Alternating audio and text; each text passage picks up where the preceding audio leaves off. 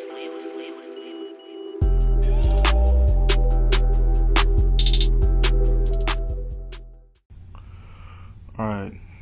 what's going on, y'all? Now I spent, again, 30 minutes recording this tutorial, and here I am doing it again. The recorder crashed, so kind of pissed me off, but oh well. Alright, so I have 4 mixing rules. Okay. These rules are from an actual professional. These aren't just, things I made up on my own. These are actual good rules to follow. And as always, remember there are really no rules, but there are perhaps good things that you can consider when you're making your beats or whatever. So let's start. The first one is give each instrument its own octave. Now if you've been making music for a while, you tend to understand that the higher the pitch of an instrument is, and where you have it, and in this case the piano roll, will determine where it falls on the spectrum analyzer in the EQ. Okay, so when you're making your melodies,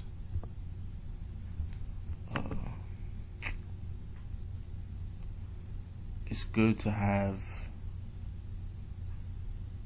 them spaced out. You don't want every instrument. I mean, you can have some, depending on how many instruments you have. You don't want all your melodies to fall, within an octave. Alright. And this would be an octave from, C5 all the way up to B5. Okay. So that generally will help you have a cleaner mix up front, right off the bat.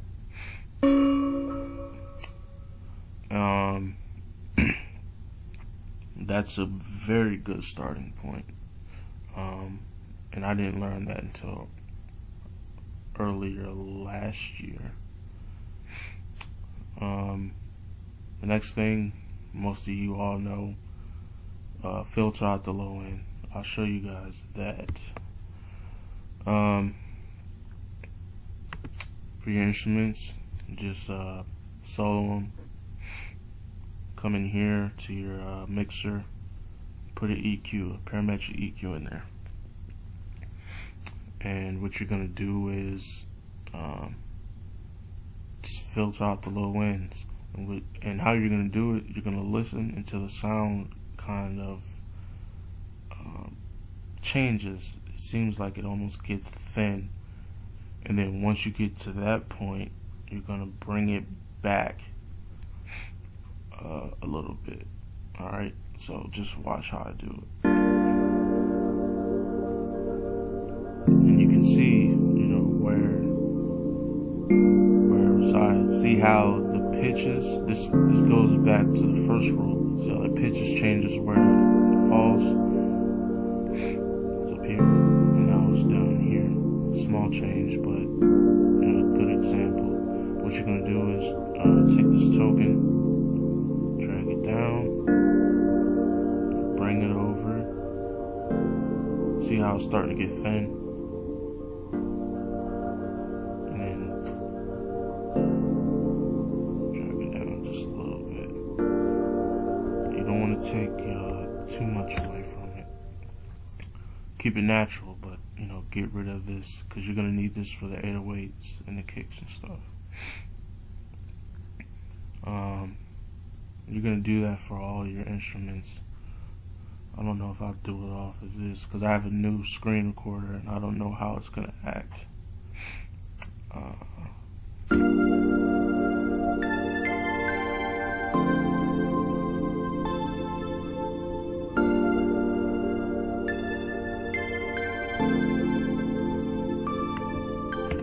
You just do that for, pretty much all your sounds.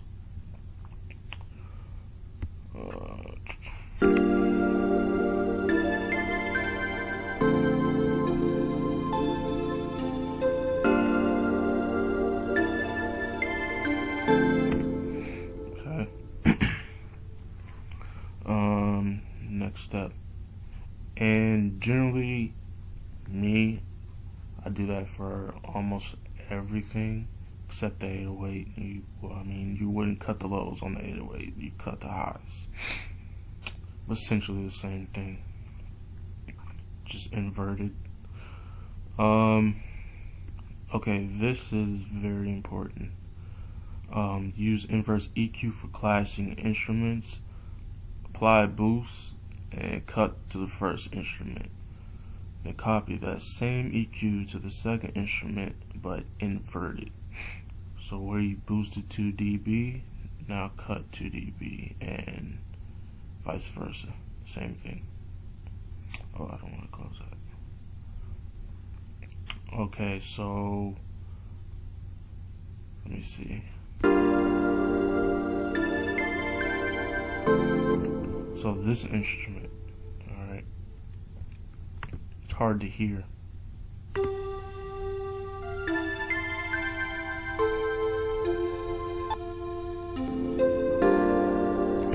And it's because of the pad, the Omnisphere I have. So what you're gonna do is you're gonna put another EQ on here, and you're gonna find out where the sound is most prominent using one of these tokens. Pull it up.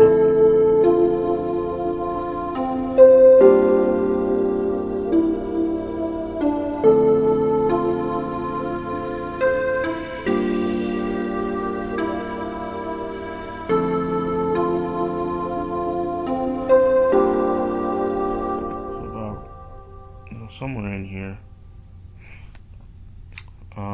Maybe the EQ is a little wide.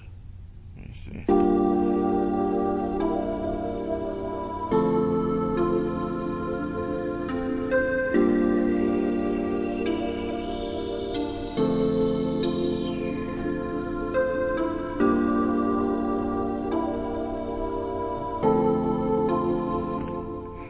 Alright, so what you're gonna do is remember this number, and you just look up here, this top left screen.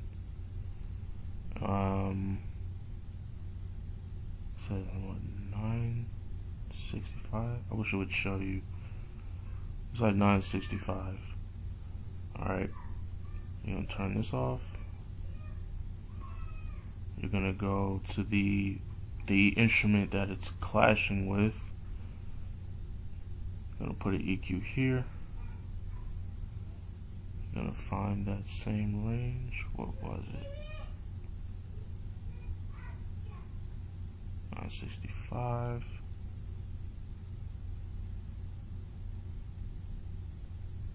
Alright. EQ down.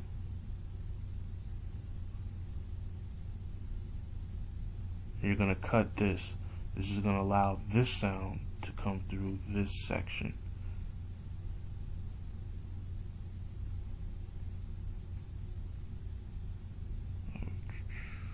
Sorry, I'm trying to get it right. Alright, I'll open that a little bit. And then you're gonna go back to the first sound, the one that you boosted. Open up the EQ.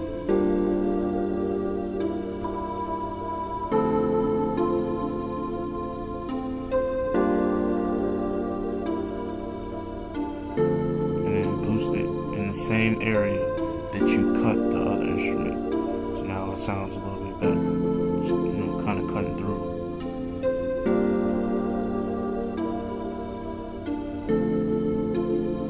It sounds different. Let's see.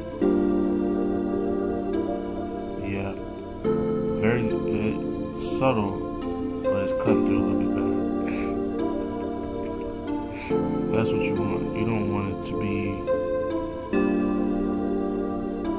You don't want it to be like crazy, but just enough so you can hear it. All right, and that's the rule for that. If you have clashing instruments, you'll cut the one that you don't need by a few decibels, and you'll boost the one that you need in the same area. All right, it's like basically making a tunnel for the other sound. And this is a good one too. Cut between 200 and 500 hertz on each instrument. Since all instruments overlap in the mid-range, you can go through every instrument and cut slightly between the 200 and 500 range. This is a small effect on each instrument, but really adds up and results in a cleaner mix. So that basically tells you that you might not hear it initially, but when you get to the end, close to the end, like during the mastering, things like that, it'll sound much fresh and more cleaner. And obviously, if you've already cutted the lows in that area, then you wouldn't need to.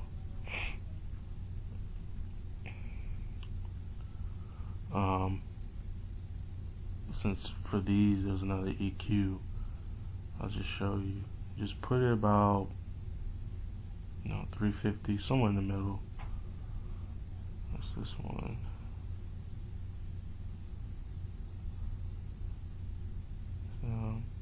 Bring it down just a little. Just a little. Maybe about 2 dB. Nothing crazy. This one. Yep, I'm good here.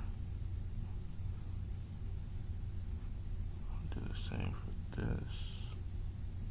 Just pull it down a little bit.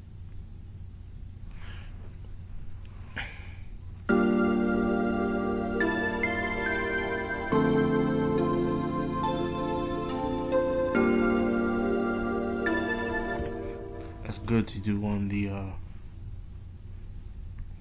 if you don't do an EQ on the instruments, you can do it on, you can put an EQ on a master and cut a tad there too, and for me it just seems to open everything else up.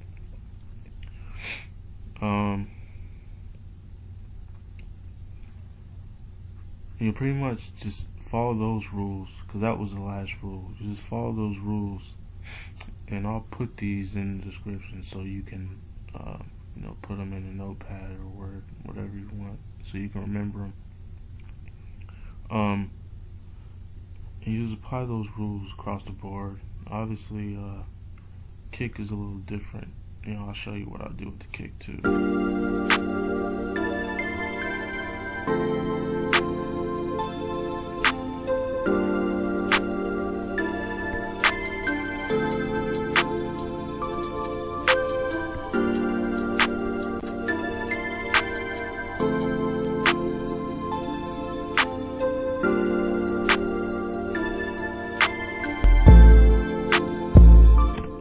Kicks are different, obviously. This is what I usually do with the kicks. No,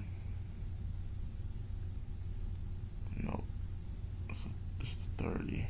Sorry, I'll do a 30 hertz cut. Go away.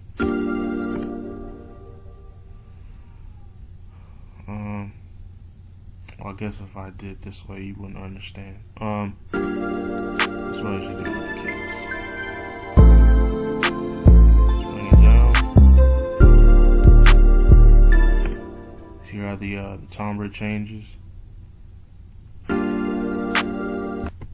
Listen.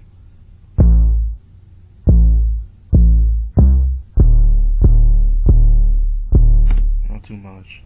And then here, don't forget to do your little cut. Just a little. No need to take too much off the kick.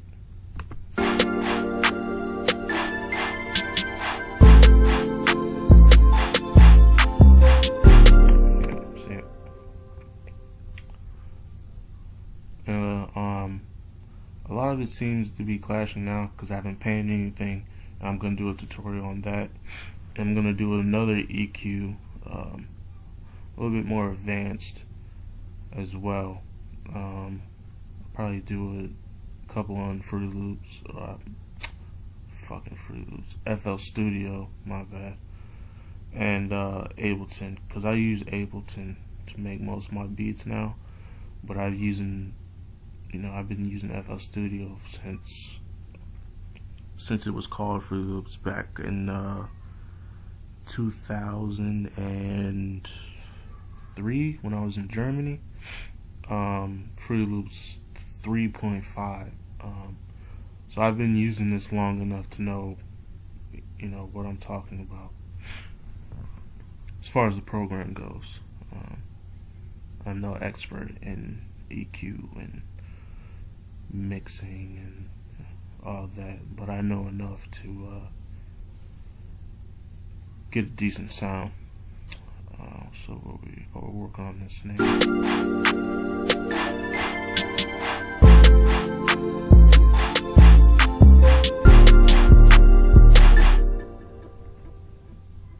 Yeah, that's good there. You already got your cut. That fourth step is pretty much obsolete in the fourth step because you've already cut the low.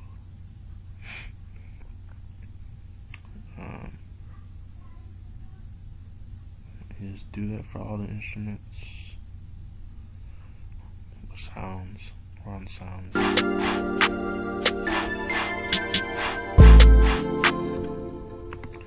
Yeah, like I was saying, everything sounds crowded now because I haven't panned anything, and too often I think too many tutorials I've seen, they overlook panning. It's very important because EQ creates space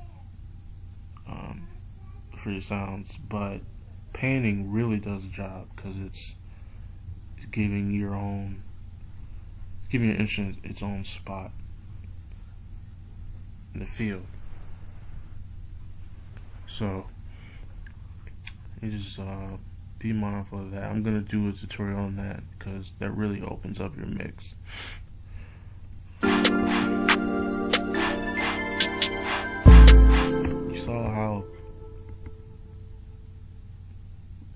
Did you see how powerful the snare was?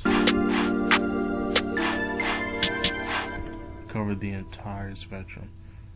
It's pretty much what I was talking about in the beginning. I was talking about, you gotta trust your ears.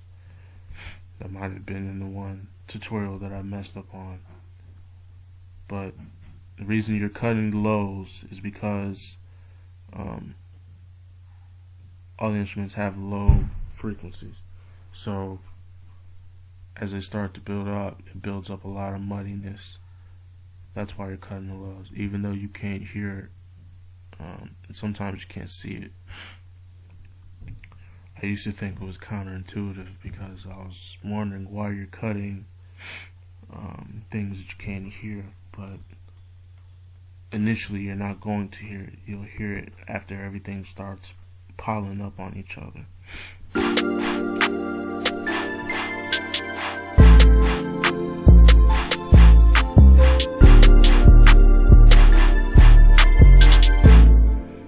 And yeah, that's it. As anything, don't forget, again, those mixing rules that I have. I mean, they're not really rules. They're just good tips to follow. Remember to trust your ears over anything. If it sounds good on your monitors and your headphones, and just kind of close your eyes and listen to the mix. Don't look at the meters and EQs and stuff like that. They're good tools, but your ears are your best tools. So yeah, that's it for the EQ. Don't forget, I'm gonna be doing more EQ tutorials for the advanced people. Doing a panning and stereo separation next. I need to know what you guys want to see. That's why it's been a while since I did a tutorial, because I wasn't sure what you guys wanted to see. Please let me know. Put in the comments what you want to see. You can message me on here, on Instagram, Twitter. If you have any questions or comments or suggestions, I will respond and I will listen, take them into consideration. But I really appreciate you guys' support. I've been getting a lot of comments and praise from you guys, telling me to keep making tutorials. So I'm gonna keep making these things for you guys, and hopefully I can help you guys out, because I know what it's like in the beginning, or even if you're still working hard at it, you're trying to do what you can do to get your beats to sound good. But just keep working at it. If you guys like the video, could you please just like, subscribe, comment, let me know anything you guys want to see. And again, I appreciate the support, and peace.